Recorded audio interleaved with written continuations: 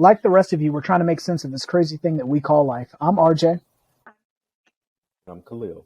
and welcome to Try Not to Overthink It. Every day we find ourselves discussing many different topics, ranging from trending news to the state of our society as a whole. You name it, we've probably talked about it. After many heated debates, we decided to expand our conversations and give them to you from a therapist as well as social worker's point of view. If this is your first time here, we'd like to thank you for checking us out. We hope that you'll stay and become part of the tribe and as well as participate in the conversations. So today, what we are talking about is intimacy. A lot of people think that intimacy is just the physical part. It is one of the parts. The physical intimacy is one of the parts, but is not the only part. Like for many of us, the concept of being intimate is synonymous with just having sex. This is not 100% correct. That is a misnomer. That is alternative facts and misinformation.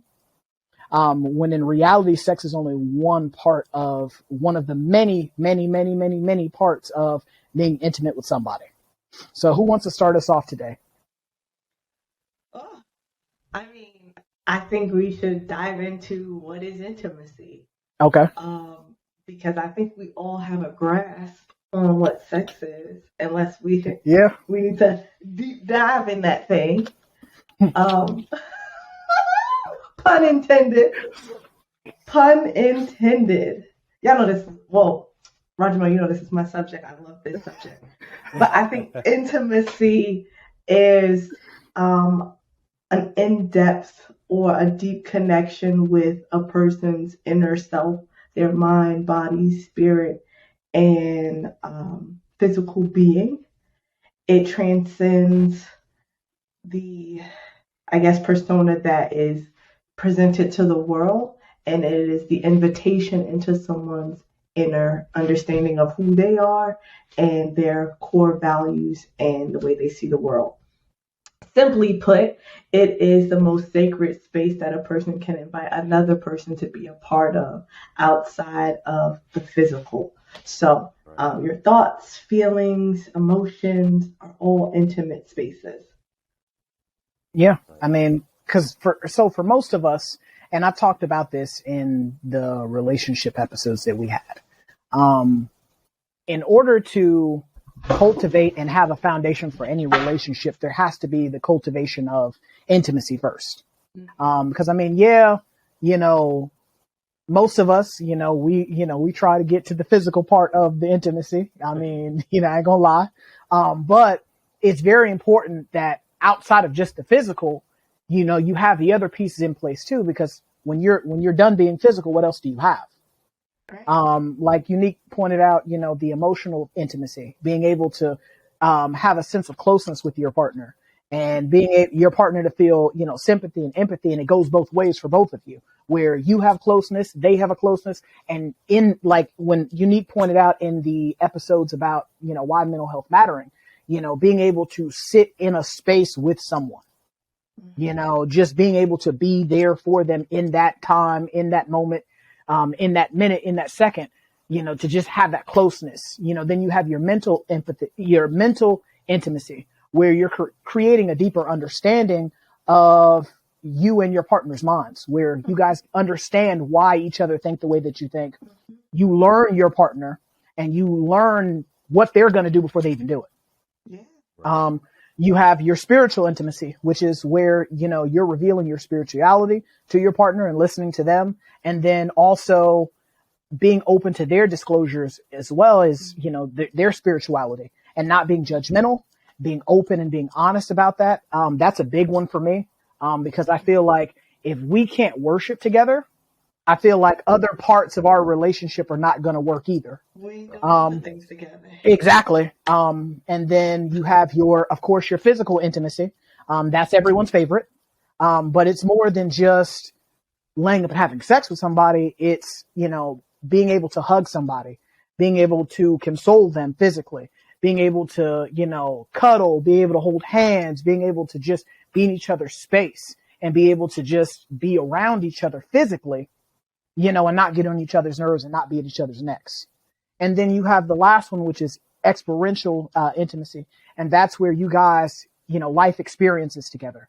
You guys make memories together. You guys make new routines together. You guys go out and go do things together, adventure together. Like there's so many different facets of being intimate, but in today's society, we talk about the physical intimacy. I mean, I ain't gonna lie to you. Well, we classify that as intimacy. Yeah, we do. Right. We think that's the only form of intimacy, and that is completely false. I mean, as a guy, I can tell you, is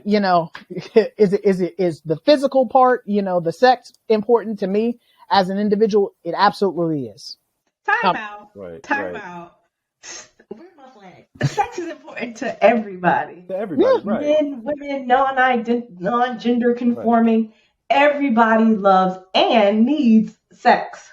Yeah, Right. but a lot of people, Those are they, part of the base needs. yeah, the base needs. But I mean, the thing about it though is most people are not willing to be honest about that. Right. Mhm. Well, You know, that's like why I- I wanted to go into some of those statistics, RJ. Mm-hmm. I'm glad that you threw that in the mix. You threw that ball out there, right? Because some of the statistics, like I wanted to bring up one from the National Library of Medicine from 2014. Infidelity or extramarital affairs made up 59.6% of the reasons why couples divorced out of one of their studies they did in 2014. And they had over 88 couples who divorced actually be a part of this study. Substance abuse was at 34%. Domestic violence was at 23%. Financial problems was at 36%. There was a lot of other things that popped up as well. But being the larger and lack of commitment was one of the high ones as well. When it came to, but being the larger one, when it came to couples, it was up to 88%. I'm sorry, individuals, it was up to 59%, but couples, it was up to 88%, 88.8, which is almost close to 90% of the couples that divorced were claiming that it was about sex and having sex outside the relationship. And that Even just shows with you. statistics that intimacy was. If we put intimacy on there, when you're having financial trouble and you're Right. being domestic violence is there, infidelity, communication issues, those are the baseline are intimacy issues. Because Yes. I don't feel safe enough to invite you into my space to have this dialogue with you. Mhm. And so, yeah, Right. it's easy for me to be like, nah, this is my mommy. It's easy Yes. for you to, create an unsafe space for someone physically or mentally or emotionally through domestic violence. It becomes easier to cheat or, to have sex with someone else because I'm disconnected from my spouse in a way that I signed up to be connected to them. Right. Exactly. What I do, literally, Yeah. you sign up Well- to say, hey, would you like to be in this emotional space with me for the rest of your life? Right. And you guys brought it up earlier. Unique, both yourself and RJ talked about like the 4 types of intimacy: the emotional, the physical, the mental, the spiritual. And I think we take for granted that in a relationship, when just one of those things are missing, it seems like Unique was talking about, like holistically, everything goes down the toilet. Everything starts to break down. Right. So those are things that I believe that people do miss that. They miss that. Like I might have a mental connection with someone. I might have a more spiritual connection with someone where we worship the same way. I might have, one of those connections that's just physical, because everybody's had one of those relationships where you're physically attracted, or you like to do the same things. I'm a Christian. I've never had that. You never had that, right? I'm saved, sanctified, filled with the Holy Ghost, and married. Oh Never. man. Well, look, and I'm also going to say there's also people who we've had more of an emotional connection, but rarely do I think about working on all 4 with one person until I got my most recent relationship with my fiance, because we were on and off, and we went to therapy to try to fix those things because all 4 weren't on the same level. Spiritually, we love to worship together. We have a lot of interests. We like to go hiking. We go exercising together. We did all those things, but then there was some other mental disconnect. Mm-hmm. And all those things affected us. And then when we went to therapy, we were able to kind of just get some more congruency and get on the Mm-hmm. same level.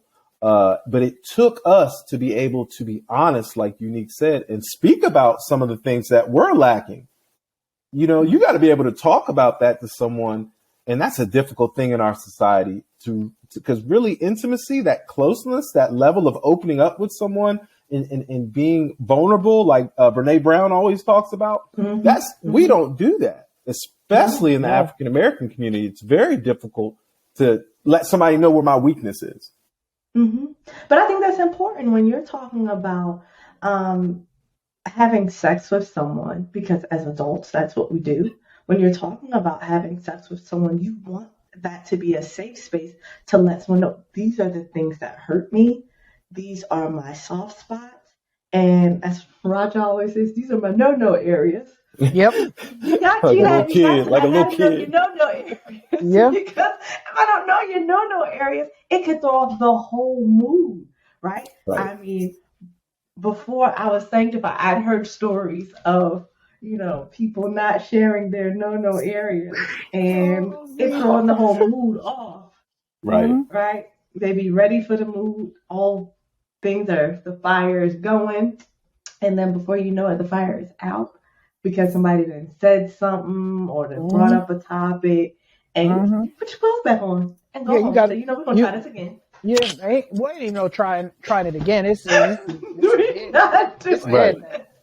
Right. I don't want it. I'm not interested. But I think if, like Khalil, you were saying, if we go ahead and start to set the stage, what I like to tell my clients is invite people into that emotional space, create an environment that is welcoming, or you're inviting someone into a welcoming space that says, okay, this is how I see the world. This is how I understand life to be.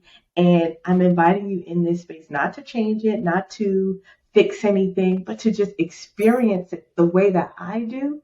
When I do that for you on that emotional and spiritual level, sex is definitely probably going to happen.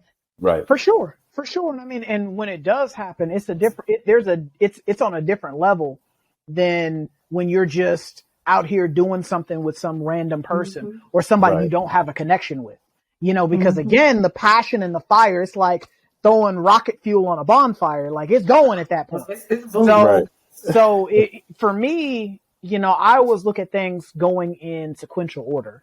And the reason, I look at things that always going in sequential order is because for me, I have the propensity to do things just helter skelter and haphazard. And having, fallen and bumped my head quite a few times, as my dad likes to call it, and being part of the Can't Get Right crew, I had to, Can't get right. I had to break that cycle and start looking at things like things have to be done in an order.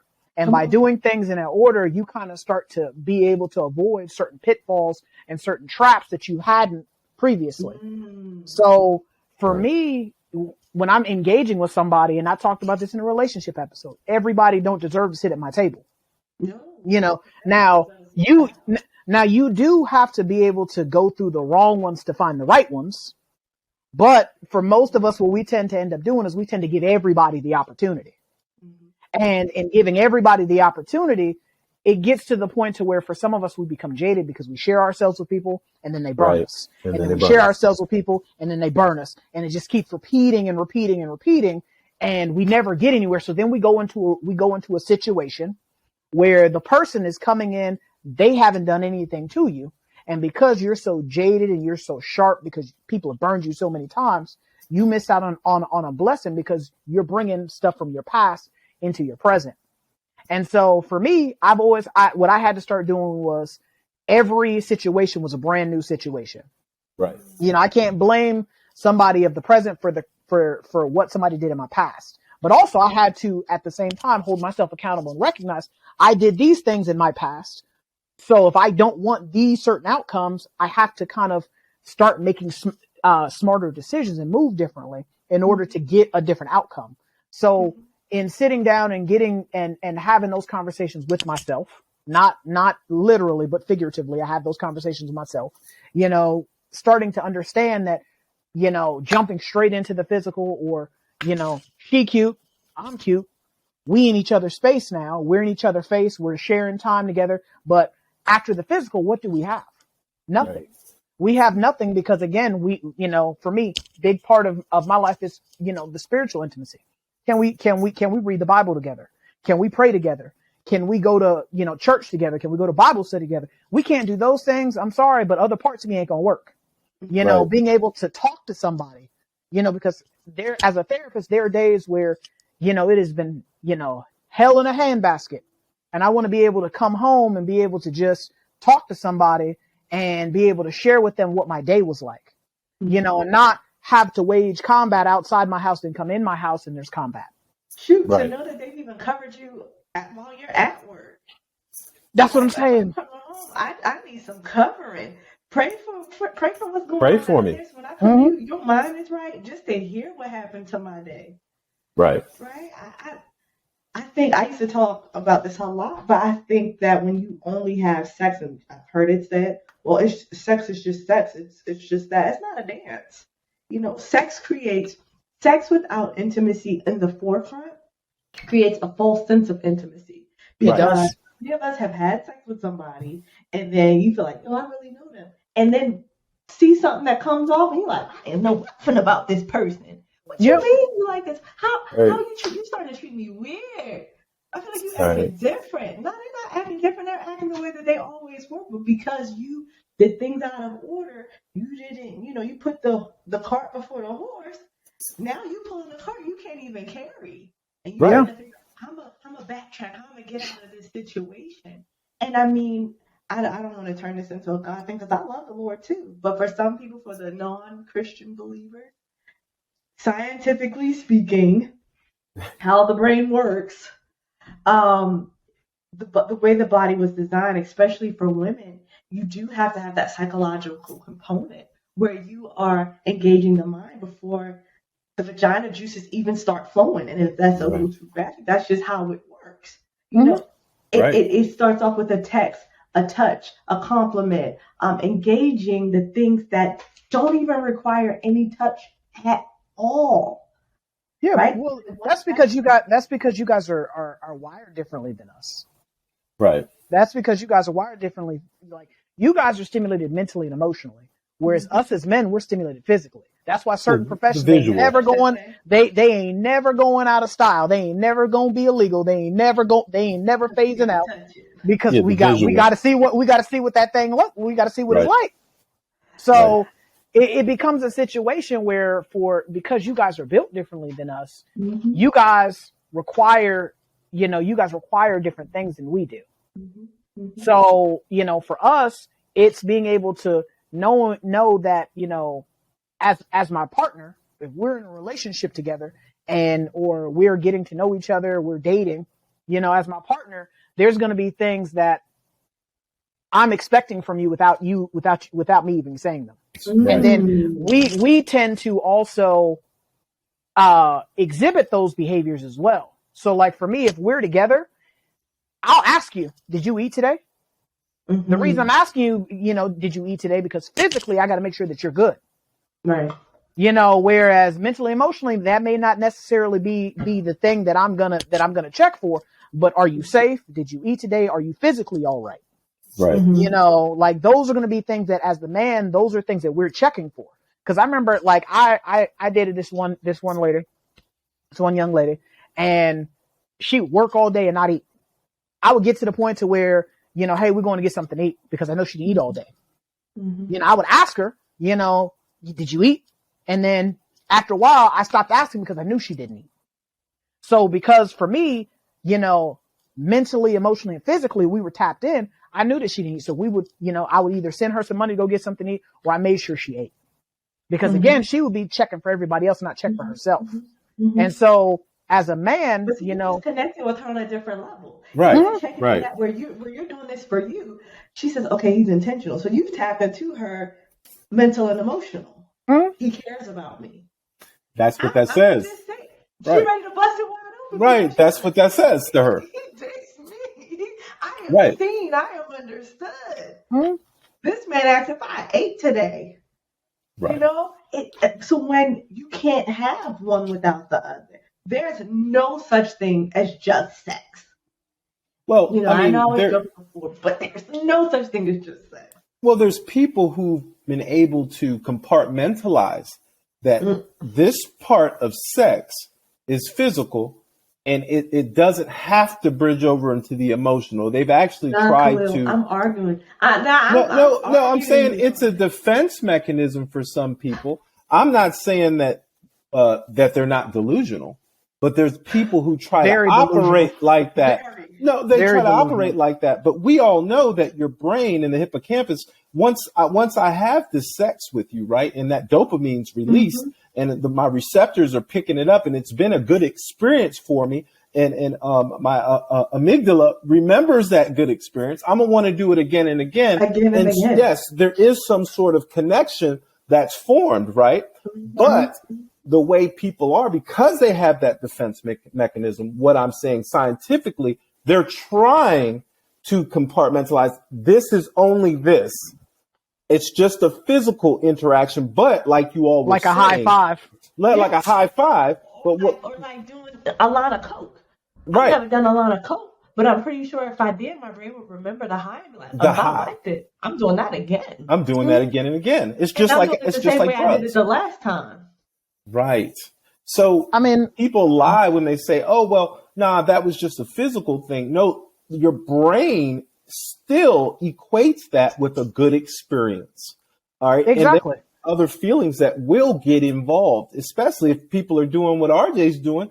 If that's the only man that's ever checked to see if I was hungry, that's ever checked to see if I was okay, that actually checked into me, I am going to start to have some feelings that translate, especially if the woman hasn't gotten that before. That will translate into something that I believe is deeper, even if it is something that maybe in your mind might only be physical. So that's what I'm saying. There is always that crossover, even when people say it's just physical. There's usually that crossover. I think that people do try to compartmentalize the different levels of intimacy because they're trying to make an excuse for bad behavior. We'll call it that, bad behavior. And I mean, the thing about it though is like when you are sitting here trying to have one without the other and you're purposively doing that, Right. you know, that's a telling sign that something inside of you is broken and not working appropriately. Right. Like something is missing. It's like a puzzle and it's missing some pieces from the puzzle. Because at the end of the day, and I said this in previous episodes, the most precious gift that you can give to somebody is yourself. Like you got to think of yourself as the NBA championship, you know, the NFL championship. Like you got to, everybody don't get this. This isn't a participation ribbon. You know, everybody doesn't get to experience and sit at my table and hear my story. So when we are just jumping around in regards to relationships, situationships, whatever we're doing, without really putting forth the serious thought processes in the damage that we're causing to ourselves, because you're causing damage to yourself mentally, spiritually, emotionally, physically. You're causing damage to yourself and to this other person because we're not doing things in the right sequential order. And I'm not saying that, you know, exactly. Confusing your brain. It's, Right. it's really confusing to your emotional regulators because I'm telling myself I'm not supposed to feel a deep connection with someone, Right. but I'm doing things with the intent of that leads to deeper emotional connection. I'm a hugger. I love hugging. It's my thing. Everybody's not gonna get the same type of hug. Some people just gonna get that little one arm Side church hug. hug, The side a little side hug, a little pat, and then if I really vibe with you, I'm pulling you in. That's an intimate thing for me. But it's different levels. So the harder I hug you, the more I'm hoping to establish that connection. And I think a lot of times with sex, we want it to be physical because of our carnal needs. It's just like food. We want it to be something as simple as that, but unfortunately, that's one basic need that, well, like all of our basic needs, they meet something else, and sex meets a different thing. It wasn't just designed for procreation. It wasn't just designed to feel good. Yes, all of those things come of that, but it is the culmination of inviting someone into that deep, intimate space. And when I opened myself up to someone sexually, that was me saying, you know what, I want to explore what we already established. And if you've not established anything, now you've established confusion. You've initiated confusion. Right. And you have to go back and undo all of that. So now I'm trying to figure out, well, what do you really like? What are you into? What is your emotional sense? How do you see the world? And if you have a cognitive dissonance, because Right. my brain says, I like this, that this was what's right for me. But your actions now, after the fact, are saying, but this is there's some fighting between what I want and what I know to be true. Right. And I mean, I'll be honest, I had a situationship, and it was like that. What the eye saw was great. It was spectacular. So what I saw led to Right. us engaging in things that was like, okay, I see you, see me, seeing you. And so we did the do. And I realized after several times, it's like, I don't think I really like this person like that. Right. But I liked how I felt in the in the moment. In the moment. But I promise you. And girls, y'all been there. He opened up his mouth, and I was just like, oh God, see, The mental. Time to There go was a home. mental disconnect, I'm right? gonna go home. Yeah. And I felt like it was a blockage. Like I didn't feel like talking to him about my day. Simple things. And we'd gone to church, or we'd seen each other at church before, and it was just like it's just not something working there. And at one point I said, this is just not for me anymore. He's like, wait, what? What do you mean it's not for you? What happened? I was just like, I'm not getting what I need from this situation. You're not being fed. Right. Yeah, I'm not getting what I need. I am being satisfied, but I'm not being fulfilled. There's a difference, right? Right. If you eat chips, your hunger will be satisfied, but you won't be edified. Yeah. Right? Right. There's no nutritional value in eating a bag of chips. Right. None. But it'll satisfy your hunger. Yeah. It'll curb it. For a moment. Having sex without intimacy will satisfy you. I think we could all agree on that. It will satisfy you, but it will not be edifying nor fulfilling in the long run, because you'll be coming back looking for something that can never give you. Because intimacy, sex without intimacy, literally, is just confusion. Right. I mean, it's confusion, and it's just chaos. Cause I mean, you know, like we talk, you know, we had this conversation before in regards to unmet needs. You Right. know, like when Khalil was explaining like the percentages of divorce due to infidelity. How do you think that happened? Because there were unmet needs that were occurring. I'm not saying that from a standpoint of justifying somebody stepping outside your marriage, because you took vows in front of God, in front of your family, in front of your friends. Woo, Right. you know, I couldn't do that. But at the same time, if I'm hungry and ain't no food here, I'm gonna get up and go find some food somewhere else. Right. If I got to go to the bathroom and this bathroom here is filthy, or there's no bathroom here, I'm gonna get up and go somewhere else and go use the bathroom. So it's the same thing with straying in a relationship. If there are needs that are being unmet, there's only so long I'm going to remain in this situation before I start straying up. I start being distracted by shiny things over here. Right. And so for a lot of us, I think that, you know, like Unique, like you said, you know, just being physical with somebody, you know, I'm hungry. I got a hunger. I got a drive there.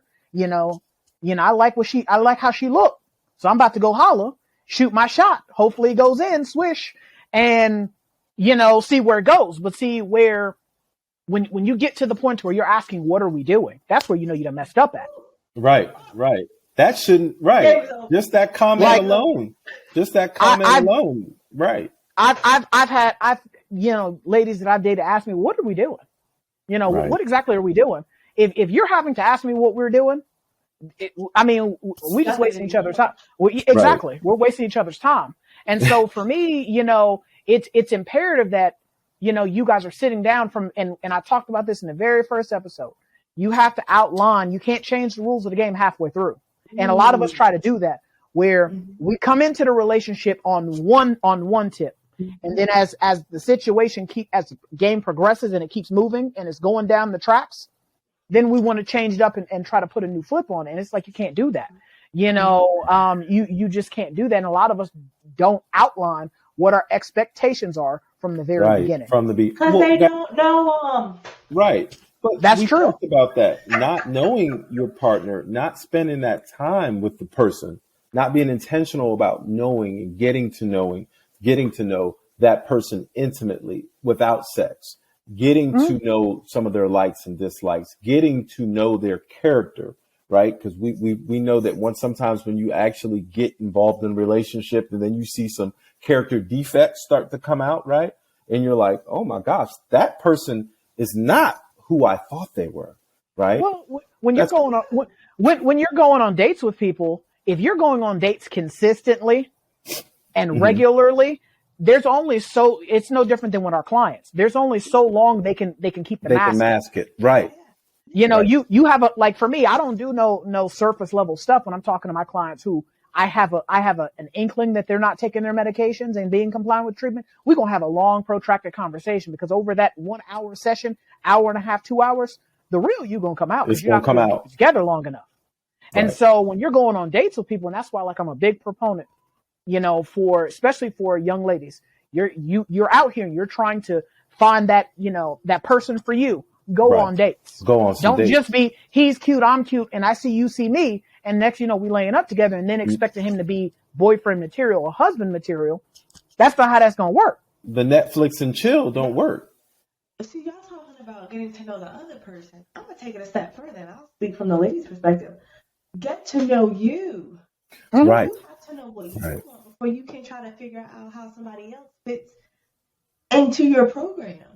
Exactly. I think that was the Self-awareness. biggest change for me when I was like, I'm ready to be married, and all my single friends who were all around the same age, they were like, "You are really crazy. Like, how you know?" I was like, "No, because I know what I know what I'm bringing, and so I know what's going to mesh well with that. If I'm going on a picnic and I'm bringing, for lack of the argument, fried chicken."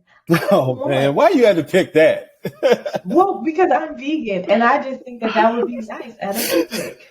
I mean, I could see that being picnic food. I brought fried chicken on a picnic before. It's nice. And when I did used to eat meat ages ago, that cold fried chicken, it actually hits a little different It was hitting. than hot fried chicken. Oh man. So if somebody brings that to a picnic, I don't expect another person to talk about they're bringing lasagna. We're going on a picnic. Right. I don't want that. Bring something that coordinates. A potato salad. Right. Maybe some deviled eggs. My vegan self, I'm gonna bring some salad, a fruit salad. Right? These are coordinating dishes. Yeah. But I think a lot of times girls are like, I want to go on a picnic. And they just take whatever's handed to them. Right. I took you on a picnic. You just said a picnic. You ain't say nothing else. Well, you were supposed to know that I wanted all of those things. You were supposed to know that I'm vegan and gluten free and have a nut allergy. You were supposed to know that. Well, no, people up front. They would know that if they took the time to get to know you. Because then when you know your partner, they don't even have to say anything. You can just execute because you know. Yeah. Right. You gotta know you. Right. Understand who you are. You can come and notice things about me, but if I've not identified that these are my own issues or these are my things that are germane to just me, then I will believe anything you tell me about me. Right. I have to know, okay, this is how I operate. These are the things that I need to feel safe, healthy, and whole. This is what a safe or a safe emotional space looks like to me. Because before I can look for that in you, I have to know how to communicate that with you. I started writing a book, and in the book, I talk about how each of us has a purpose and a use for our usefulness. And so in there, I talk about a screwdriver. When a screwdriver is made, the creator has a purpose for that screwdriver. If you are like me, I have used a screwdriver for a hammer at times. I know, don't laugh. But I have used it to bang in things because I didn't have a hammer. But that's not what the screwdriver was not the purpose. intended for. Mhm. That's not the purpose of it. But if I use the screwdriver as it was intended with the purpose that was developed in mind, I am able 100% of the time to get the screwdriver to screw things in, Mhm. right? Because I understood Facts. how that screwdriver works. When I understand how I work and how I operate, I am able to then use my owner's manual to communicate that with someone else so they can 100% understand how I operate each and every time. And so when you're looking to connect with me on a deeper level in intimacy, hey, I am my processing time is delayed. So I might experience an issue, but I'm not always going to be able to regurgitate my feelings in that moment. Now, if you come an hour or two later, when I've had time to actually process that, That's right. I'm able to communicate, hey, I really had a rough day at work today because I've had time to decompress, right? I know that no, I know I'm looking good, but I don't feel my sexiest. So I might need to change my hairstyle, wear a different outfit, or do something that makes me feel comfortable before I can engage with you. But that's me understanding me so that I can communicate that with you and we can have a shared space. And now Mhm. it does feel fulfilling. Now you offering me a meal doesn't feel like, wow, who do you think he is? He's just trying to do something for me. And it actually is fulfilling and it actually gets the results that both of us need and want. Right. But that all started by you having that level of self awareness, right? I Yeah. think we talked about it earlier. RJ hit the nail on the head, right? There has to be an order of things, right? Yeah. You're talking to three clinicians here. So, of course, we're talking about introspection, self awareness, getting to know Mhm. yourself and what you want. All right, then you can present that to your partner, and then you get to know their needs and what they want, and then you can Mhm. align and actually start to figure out how you can come together as a unit. Now Right you dating. now, you're Yeah. dating, but the problem is, I think people forget the word. I'm not going to get too religious because I'm not religious, but I'm spiritual. And God is a God not of disorder, but of order. All right. And an author of peace. Right. So Mhm. once we start following that order, we get a peace about ourselves. And that's why I brought up earlier, because the woman I wanted to marry, I was having all sorts of problems because not knowing, I knew myself to a point, but not being vulnerable enough to sit down with her and say, I need certain needs met. We weren't on the same page. But yet I'm telling this woman I want to marry her, but I haven't really given her, all right, that intimacy. There was a lack of intimacy on my part, and I didn't really tell her my needs. I didn't convey those properly. I didn't explain to her what I thought was missing because I was having trouble knowing myself. And it takes a minute to get to there. Go ahead. What were you gonna say? I was gonna ask you, Khalil, did you know how to communicate that to her in a way And that she would so understand you? what that's where I was going to next. I had to get counseling because there were so many different things that I was struggling with communicating to her because I wasn't used to doing that in a relationship. Um, Mhm. Remember, RJ, you said people expect you to do certain things, right? You can't expect someone to do things if you've never told them the things that you need them Ooh, to do, right? Because nobody can But read your mind. nobody can read your mind. Nobody can read your and we mind. can Are you, right? Well, I thought they could. That's how I was all the moving. time. Nobody can do that. That's not realistic. You have to be able to communicate. We talked about that on the episode. On that episode, we talked about men struggling with that problem with communicating their feelings and emotions a few episodes ago. So those are things that I had to struggle with in knowing myself. I got better with it, but I had to go to a therapist. I had to go to a counseling session with this young lady in order to say, hey, I love you and I don't want to lose you, but I don't even know how to say that to you properly. Mhm. Well, for a lot of us, I think that what it boils down to is self love. Because when you love things and you cherish them and you respect them. So when you love yourself enough to want what's best for you. And so that's where, like when we talk about the introspection and the insight, being able to recognize that this is a weakness of mine. Right. And if I want to be better, there's certain things that I have to be willing to do in order to stop allowing this to be a weakness. Because when it comes to certain personality traits that we have, the only thing that's holding you back is you.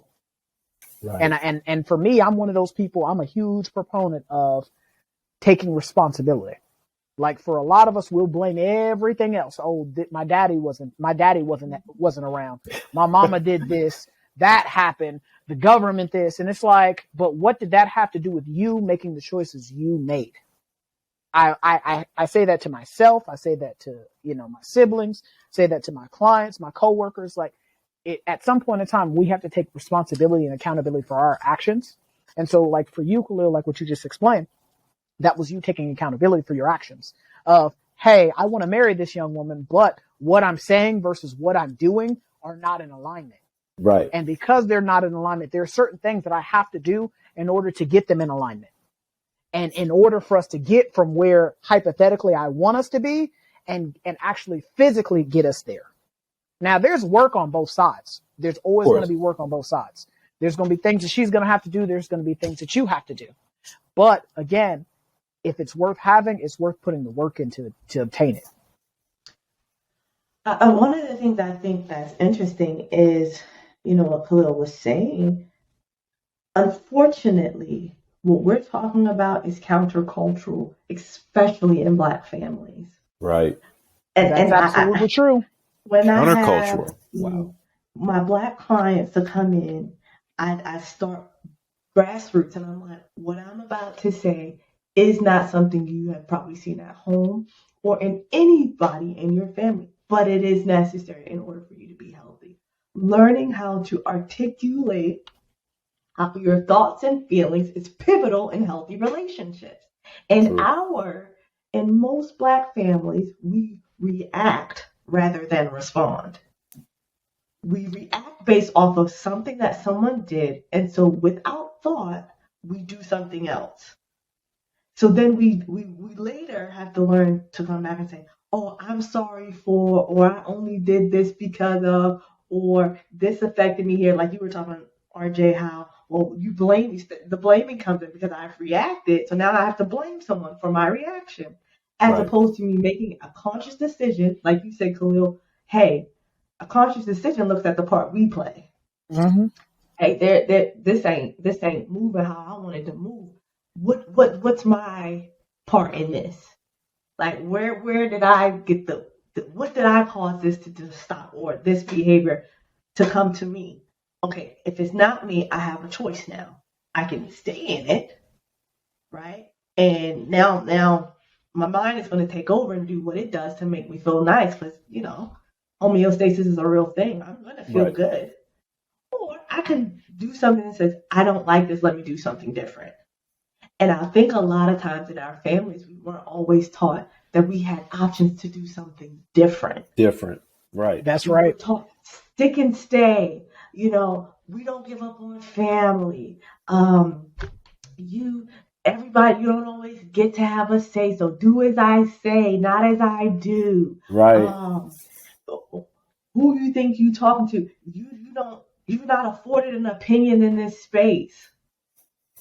We were taught those things. And so then we get into a relationship and we're like, oh, let me tell you how I feel about something. Wait, what? I don't even know how to tell you how I feel, because I don't know how I feel. I don't even know how I feel. I don't know how I feel. I had a conversation with my 8-year-old today, and I made her a bracelet. The bracelet got broken because she wasn't listening, and so her bracelet got broken.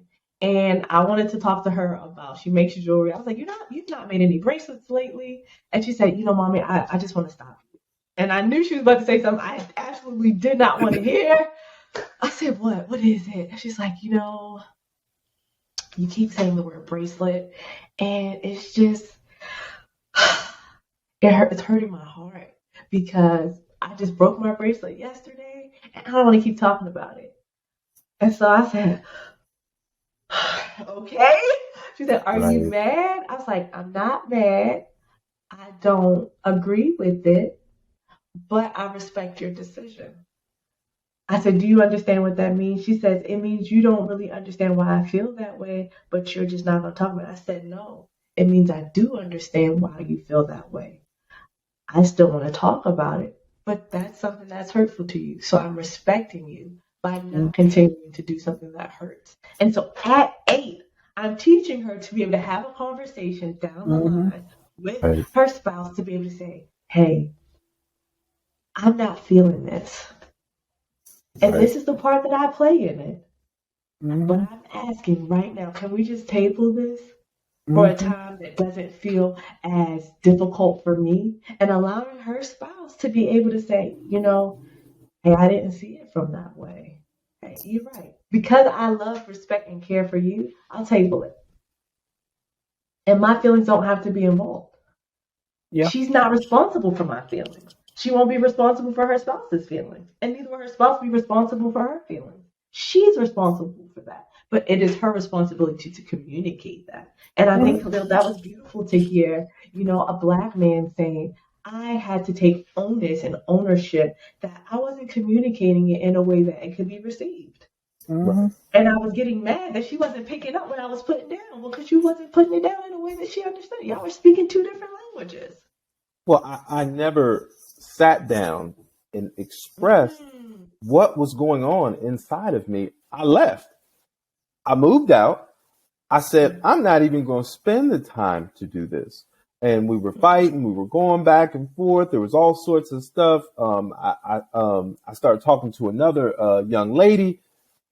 That's how I was taught to deal with things at a young age. When something is difficult, you either leave it, tear it down and rebuild somewhere else. And I wasn't growing up, I grew up in a house of females. I lived with my uncle only for a short period of time. He was the only male I ever saw have any type of successful marriage. And he was a man of few words. He still is. I spent time with him recently. You only way you know what my uncle is going through is if he give you that look, like you better stop with your foolishness. There was the expressions, the ability to communicate was never something I saw males do in my family. And so learning to do that for me, I thought I was soft if I'm sitting there talking about, man, that hurt my feelings. Nobody ever told me. I remember my sister being like, when I was 12 or 13, she'd be like, boy, you better not cry. Punk shit, excuse my language. What I'm saying is I had to really go through some growth, maturity in my adulthood on a completely different level, emotional maturity, because I didn't know how to handle these type of emotions. So I never sat down with the young lady and said, I feel inferior, or I feel insecure, or I am scared. I never had those communications with women, period. Why would I tell a woman that I'm scared, or I feel inferior, or I feel insecure, or anything like that? Because I was never taught to do that. So it was me starting from ground zero. And the therapist, I was blessed to have a Black clinician who did our counseling, sit down and be like, that's not normal for African Americans. Yes. Yes. And I felt as if like, oh my gosh, he's right. I never saw that growing up. Yeah. Which is a deficit. It put me at a deficit emotionally. Yeah. I was on Instagram yesterday and I was scrolling and this lady was talking about how she almost broke up with her husband when they first started dating. And so what she explained was that she attributed relationships to being like a telenovela. Where they're yelling and they're passionate and they're slamming doors and getting in each other's faces. And she thought that's how relationships were. So for him, he was much more grounded. If we're arguing, he wants to sit down and talk about things. He wants to be able to process things. He doesn't want to go to bed upset at each other. He wants to, apologize if apologies are necessary. And she, in her mind, she said, I honestly felt like he wasn't fighting for our love because he wasn't willing to fight with me when we're angry.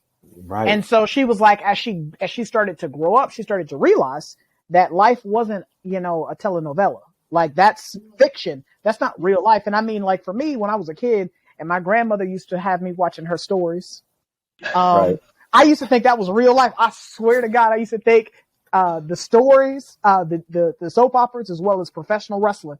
She had me thinking that stuff was for real.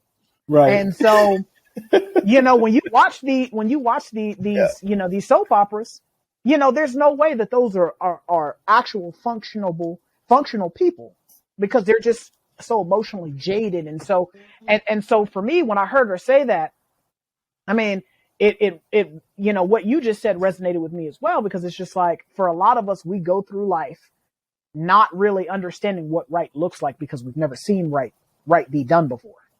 Right. And so for a lot of us, we end up having to recondition and unlearn bad habits and bad behaviors in order to be functional in a relationship.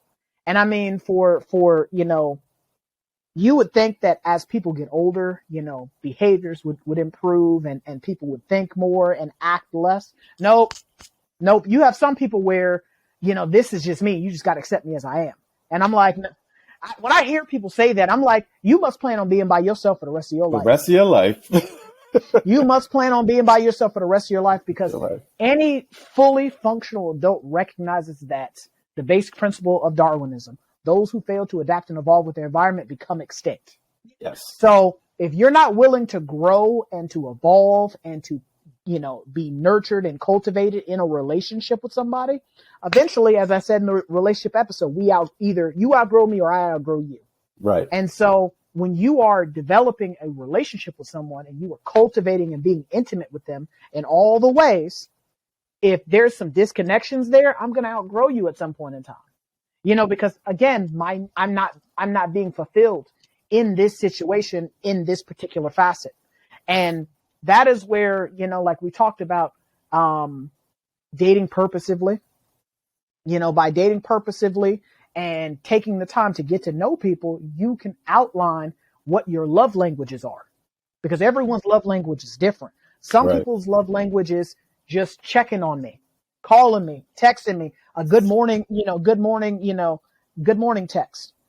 For some people, that's all it takes. Whereas for other people, grand gestures of love and affection and admiration has to be that gifts. That's their love language. But again, how would you know that if you're not taking the time to intimately get to know someone, where you don't even know what someone's favorite colors are? You don't know what they're allergic to, what their no-no spots are physically, mentally, emotionally, and spiritually, because everyone has them. There are certain things that you say to me, we throw in hands. So, by sitting down and getting to know somebody, in an intimate way, other than just jumping into the physical, you get a chance to be able to understand where someone is in their life. Because for a lot of us, we'll get into a situation or a relationship with someone, and this person is in a hurricane in their life. In a literal sense, they are in a hurricane, and they come and they bring their category 5 hurricane into your life, tear your life up, and then they move on to another destination. Right. And so by sitting down and getting to know somebody, and some of those things, like I like to ask questions, like I'm interviewing somebody, where you see yourself in 5 years? Where you see yourself in 10 years, where you see yourself in 15 years. The reason I'm asking those things, because if this is going to go in a serious direction, by asking these questions now, that determines if we're going to continue on having subsequent conversations. Because by asking you, where do you see yourself in 5 years? Within 6 months, if this person is for you or not. Exactly. Anybody who says that they need more than 6 months, they're lying to you. Because they're not doing the work. You're not consistently spending enough time with someone to understand who they are. So within 6 months, if this person is somebody that is going to be here for a season or for the rest of your life, And so if in having those conversations, they want to have kids, you don't want to have kids, guess what? That's right. Yeah. You're gonna have to move on. That's what I'm saying. Do you want to get married? Simple. Because I had a coworker that was like that, where her boyfriend cheated on her. And so before she found out he was cheating, she found out, as I think it was you, Unique, or no, it was Chasman that said something about men don't leave your watches around. Because that's how she caught him, was the watch. It was the Apple Watch. So, but, when we were talking about it, who he was and who she was were not in alignment. Incompatible. You know, like for him, spirituality was very important. Getting married was very important. Having children was very important. Those things weren't that important in her, you know, Maslow hierarchy of needs ladder. Right. They weren't. And so, you know, when he strayed, as I explained to her, you know where you messed up at, right?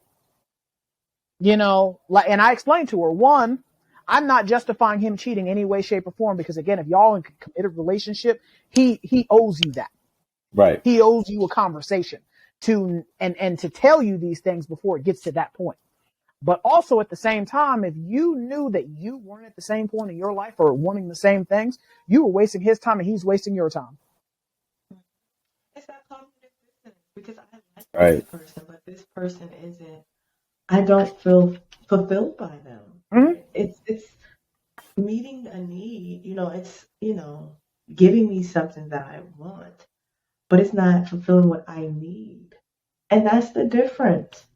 But that's the beautiful part about intimacy. If you have true intimacy and you're willing to take the deep dive with somebody and get to know their innermost parts, you have the opportunity to experience someone in a way that most people don't get the opportunity to do so. Right. Right? Even friendships. We're not even talking about if we remove sex and just talk about friendships. Having a really deep, intimate friend. Like there are things that you know about your friend where you're like, oh man, I could watch something on TV and I know what to send them. Or, you know, I see something that, you know, may have come across the news and I'm like, this is going to affect my friend in a way that I need to check on them. Them say, hey, I saw this on the news today. Are you okay? You know? Or certain holidays come up, I'm able to send something that would feel comforting to them if they've lost a loved one. Right. But that comes with taking the deep dive with somebody. And that's scary for a lot of people. Because if I'm doing that with you, then I have to be willing for you to do that with me. Yep. Right. That's why I think it's so important to really know what your value systems are. Know what I hate what are you bringing to the table? That is such an interesting question to me. It's very interesting. Because Right. what table? Where are we at in the house? Like, I gotta know. It makes a difference. Am I bringing it to an office conference table, a house table, a picnic table? What? How big is Right. this Are we table? sitting down together? Are we alone? Is there a party of people? Like, Right. is it just the two of us? Like, what are we talking here? Right. Because what the emotional me that I bring to each of those spaces, I'm not showing up the same emotionally to work that I do with a Yep. close friend. Exactly. I'm just not. Mm-hmm. And not even interacting with you the same. My husband and I, we could be having discord in our home. The way we might express that discord in our home is going to look different from how we express that discord outside at a church function. Right. Mm-hmm. We're going to disagree in a very agreeable manner. Hey, okay, Doug. Okay, love. All right. And I'm going to smile through it, and I'm going to hold his hand. When I get to that car, it might be something totally different. Right. You're going to lay into him. Oh, we already man. know what's going to happen when you get to the car. Right. Why did you I get know to the you were car, gonna say that? boxing Why did gloves I know- off when you go to the Why? car. Because we were intimate friends and you knew that about Oh me. my gosh. I'm Right. like, oh, You know me long enough to know I'm going to cut up in the car, but I'm going to smile when I'm in public. I knew you were going there. As soon as we get to the car. Get to the Well, car. To the car. Well, I mean, you're right, because and that's the difference when you have an intimate relationship with somebody. It's the ability to know we might not be on good terms right now, but later on we're going to have to discuss this in the appropriate time, place, and location. But intimacy, period. Everything y'all discussed today, I really think that it does go along with what we talked about in relationships. You have to get to know somebody, be intentional to get to know somebody, knowing yourself, knowing your values. Those things have to be expressed way before you can even get close to be able to open up to someone and say, I want this. What are you bringing to the table? Because I'm bringing this and you're bringing that. Like those discussions can't happen until you know yourself. There's an order to this thing. And I'm so glad we talked about some of that today, because I know I was lacking that. So how many other people are lacking that insight? How many other people are lacking that? I wanted to ask this though. So once we've established the intimacy, right? Because I get this a lot, I think, from Christians. It's not talked about enough in the church sector. So if you are religious or grew up in the church, you don't hear about sex. You hear about get to know them, pray together, all that beautiful thing. Sex is the devil, not of the devil. It's just the devil. Satan. Satan is lusty. Lusted, yes. Sex, once you've established that intimacy, how do you create a healthy sex life with your partner? Right. I mean, so for me, again, I always try to do everything in a sequential, ordered way. To keep, because like I said, I'll be out here being in the streets, instead of staying on the sidewalk where I belong. But when you have established that intimacy, it's there. There is no, hey, what are you doing on Tuesday at 2:00? I'm gonna pencil you in for Friday at 7:30 after the kids go to sleep. It's already there. When she give you the look, you give her the look. Y'all about to go find some place to go hide out for a second. Right. One of the people that I can't remember. It's a YouTube couple that I subscribe to. And my man, he just him and his wife I think they have 4 kids together now, because they just had a baby within the last year or so. And she's a model, and he's actually on TV, like doing acting and different things like that. Oh, you're talking about the Ellis family. Yeah. And, and he just be, they had a whole video where he's like, he give her the look, she give her the look, and they be looking, hey, hey, I need y'all to go play outside for about 30 minutes. That's what having a deeper than, we'll say deeper than rap type of relationship, where it's already there. The sex life is there. It's going to be there, because again, when everything else is in alignment, it's right. Like, throwing rocket fuel on a bonfire, the fire is going. It's the culmination of it. Mm-hmm. Right. Yeah. I've talked to a client, and I think I talked about him on a different episode, or maybe we were just talking about it together, but he was having some marriage issues, and the wife, rightfully so, did something. Well, the wife did something that offended the client greatly, and he was justified in his, anger and how he felt about it. And I flat out asked him one day, like, we were talking, I think this was like week 3, that we were still talking about the same issue, and I was just like, stop. When was the last time y'all had sex? He was like, I don't even want to touch that woman. I was like, look, right. He lied. The reality is, well, he unfortunately was thinking about touching other people. Oh. And I said, okay, now you trying to people's multiple. Somewhere else, hoping you trying to do a lot more. I say that's not gonna help your situation out any. No. If you start, engaging with sex elsewhere. I say, wow, you are upset, and I do think you're justifying your feelings about the incident. It's like, I think because you guys have an established level of intimacy, and neither one of you are willing to, throw in the towel, somebody has to say, look, my marriage and what we've established thus far is more important than my need to be right. Right. And you said something. You said something serious right there. Yes. Sometimes, and I'm gonna tell it like my daddy told my husband, you just need to put her on her back and make that thing happen. Then you can have a conversation. Your dad did not tell. Told my husband that sometimes you just need to bust that thing wide open and then have the conversation afterwards. Right. Your dad is my hero. Wholeheartedly. Some of my best conversations, and my husband probably was like, you talk too much. But some of our best conversations about serious issues oh my gosh. that we did not see eye to eye on prior to, have been resolved after some sex. And Right. literally, like, I didn't even, oh, that's how you saw it? Okay. Right. I see what you were saying. I wasn't seeing it before. But after my legs was up in it, I see it clearly. I understand it. All right. Well, look, what you're saying, That's all you it had to sounds say funny. was. People think it sounds funny, but there's so many barriers that get broken down when that physical intimacy happens, right? There's a lot of barriers because I've been stubborn. And then after you have that release and that dopamine hits, and I'm like, you know what? I'm thinking so much clearer. Anybody see that Seinfeld episode where they had the masturbation challenge and they said, you're smarter the longer you go without sex. And then once they had sex, everybody was dumb.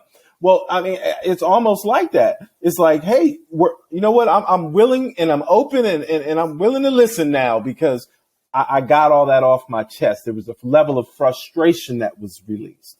And now my brain is wide open to listen. But I think too, it's, it's something when you've established that intimacy, right? And you're able to hear the person and feel them physically. Like my husband can say something to me, like he can tell me I miss you 1,000,000 times. But when that man shows me he missed me, I'm like, oh, you really Missed me. You really missed me today, huh? Okay. What you want for dinner? You hungry? You need Right. something? You Right you in want me to line. wash? Look, you need me to wash your uniforms again. I know I just washed them, but that one's dirty now. I mean, I could rewash it. I got time today now. Ready and It willing. changes that dynamic because now I'm feeling him from a different way. And the same with him with me. I could ask look, you gonna cut that grass? I say, come here, let me say something. Let me talk. I tell him all the time, let me talk to you without words. He's like, I don't have time. I say, no, I just want to say something to you real quick. I just need to talk to you. And he'd be like, here you go. Right. But my grass get cut. Right. Ready and willing. Ready and willing. He had energy That's what happens. after that. He said, I Right. didn't even know I had energy. I'm not even tired anymore. I wonder why. I tell you, a conversation without words can do something. But I had to ask from a man's perspective because I get crazy stares when I say, go ahead and bend her over. You're not supposed to say that. I was like, no, that's what she wants. Right. And Women, we want it just as much as y'all. But right. I also want to know that that's not all you desire from me. Exactly. Right. And we were talking about that in the intimacy. There's all those different levels coming together, but we can't get to that point, all right, if we've never established the mental, emotional, spiritual connection. Then, like y'all said, that physical is going to be like a bonfire that we threw gas on. I mean, it'd be so much easier if we establish all four together holistically. So much easier. And I've told people married sex is probably the best sex I've had in my life. And I really think it's because I put in the work to get to know my husband before I did anything. We were committed to that. We wanted to know each other. I want to know you. I want to know when I lay down next to you. I know when it's the right time, when it's not, when that needs to be 5 seconds, and when we need to spend some time on that thing. Right. I know how to hug you. I know how I need to reach over and hold a hand. I know, again, I'm a delayed response person. So sometimes I will be furious and my husband just pulls me into a hug. Just come here. Bring it on in. We're just going to hug it out. And then we can talk. Okay? Because you're saying a lot of words, but none of them are connecting. And all right, now take a deep breath. Okay. So what were you just saying that touch. now? All right, now I'm ready to talk. Now I'm ready to express what I had going on. And I'm able to put, cognitive things in there, and it's making sense. But that came from us really putting in that hard work to get to know each other. Me, when he's just furious, and sometimes I just gotta let him go and be mad. And I said, okay, let me again talk without words. because that matters to you guys. It does, ladies. Have sex with him. It makes your life a lot easier. Once you build intimacy, have sex.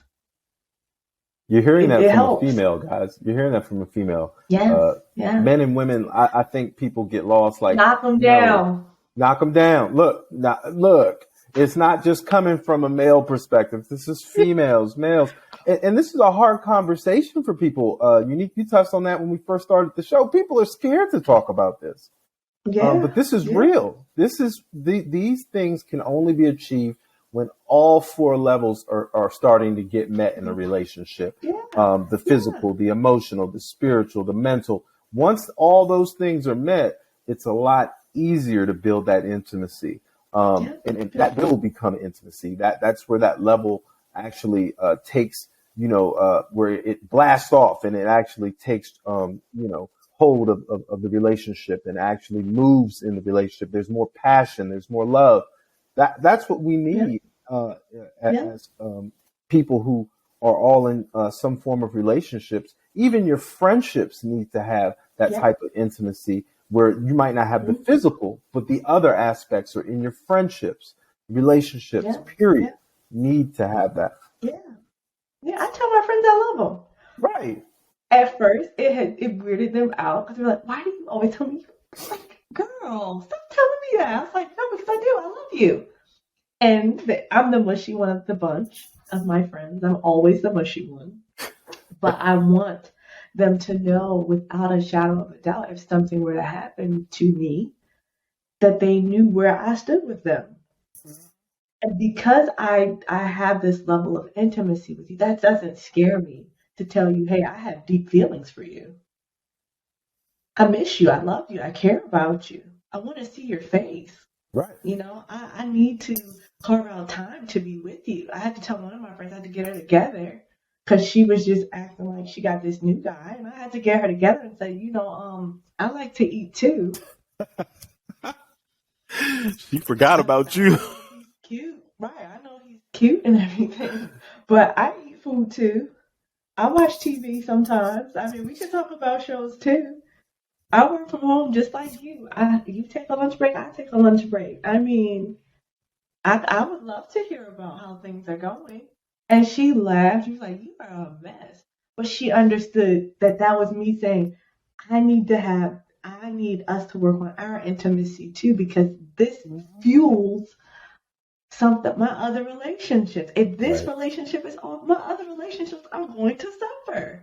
Right. I need to have this time with you. I need you to know I see you. I understand you. I know what's going on, and I need you to know me that same way. Yeah. So she indulged me. She took a picture of her outfit before she went out on her date with her guy. That's all I'm asking for. That's all I want. A little reciprocity. A little reciprocity, right? Shut Go your a mouth. long way. Shut your mouth. Because see, Roger Bell is judging me. This is what happens when people know you for years. Right.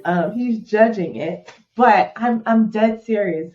Even with my guy friends, I'm married. I don't have a problem telling my guy friends I love you. Hey man, I love you. You're doing all right. You good? Bought a guy friend lunch. He was like, not even eat lunch today. I was like, don't you ever not eat because you don't have. Right. I'm your friend. He's like, not. I'm your friend. That's what friends do. Yes. And I've known you for years. Right.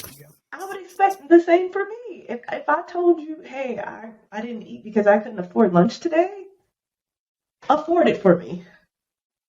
Right. That's what real friends are supposed to be able to do. That's what real friendship's about. Real intimacy is about. Intimacy can't just be something that it's only relegated to people that we have sex with. Yep. It cheapens it. If intimacy is cheapened, then you have nothing. Right. Yep. I agree with that. Right. Intimacy is beautiful when it is done with the intentionality to really get to understand the depths of who a person is. Right? Your kids, your family members, your siblings, your close friends, even on a certain level, your coworkers. Right. Going the distance to say, hey man, how'd you get into this field? What made you choose this line of work? Where are you originally from? How did you end up here? Understanding that can help you understand why they do what they do, how they interact with the people that they work with.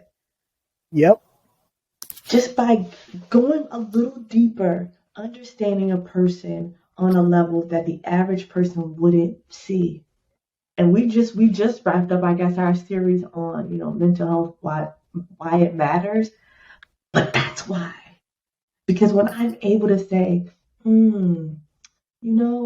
Jim, I see Jim all the time, and he usually comes with his cup of coffee in hand. Jim ain't come with a cup of coffee today.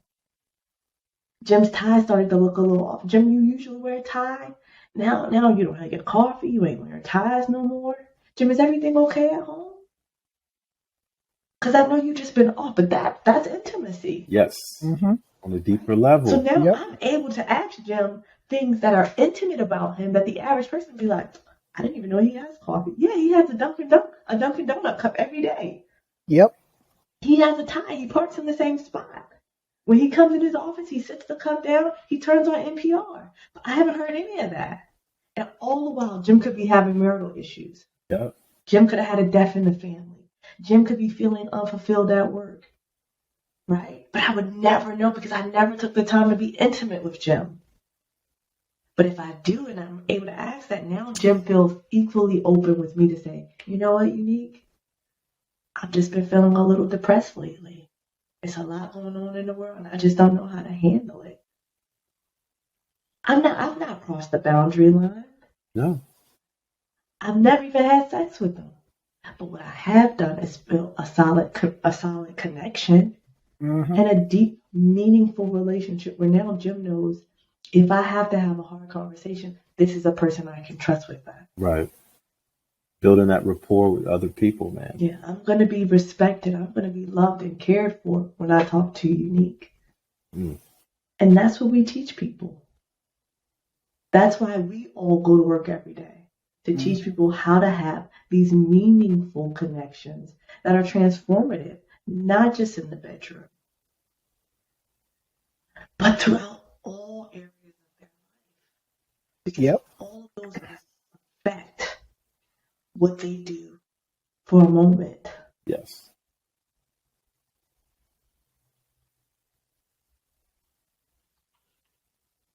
So we're going to end the episode here. If you like what we had to say, we ask that you like and subscribe. We're on YouTube at Try Not to Overthink It. We, again, ask that you like, subscribe to the channel. We're also available to be heard on Apple Podcasts, Spotify, as well as Anchor. This is Try Not to Overthink It. Signing out. I'm RJ. I'm Unique. And I'm Khalil. And we'll catch you on the next episode. You guys have a good one. Thank y'all.